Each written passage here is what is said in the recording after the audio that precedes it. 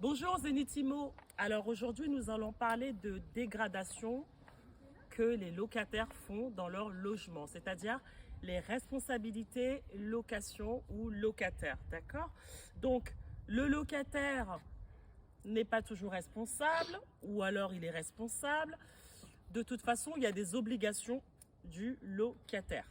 Donc, il y a des lois pour ça. Vous savez que quand on a signé un bail, il est stipulé dans votre bail.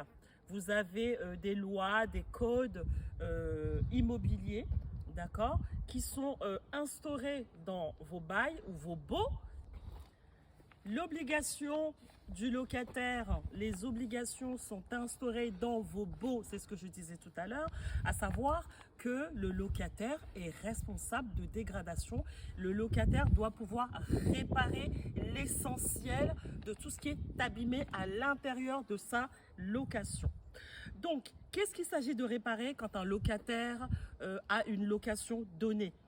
Vous avez les portes, les fenêtres, la plomberie, l'électricité, les réparations, et etc., etc. Autres réparations qui sont mentionnées dans le contrat de location. Zenithimo revient dessus parce que ce sont des choses que l'on oublie souvent. Alors, on va dire que le locataire n'est pas toujours responsable. À ce moment-là, il apporte la preuve de sa non-responsabilité. Ça peut être, par exemple, le locataire prouve que les dégradations ont été causées par un cas de force majeure.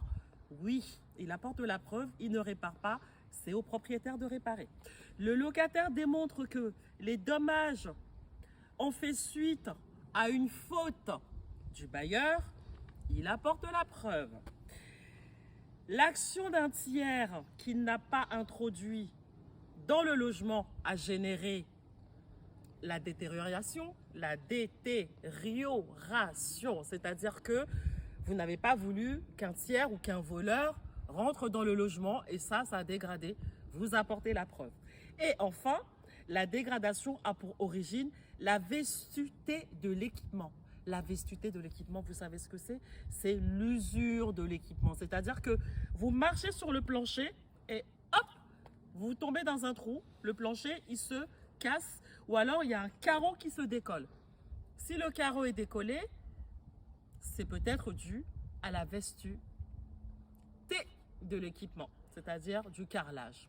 Voilà, c'était tout pour aujourd'hui. Aujourd'hui, on a parlé en fait des obligations du locataire quand on loue les villas ou les appartements. C'était Zenithimo.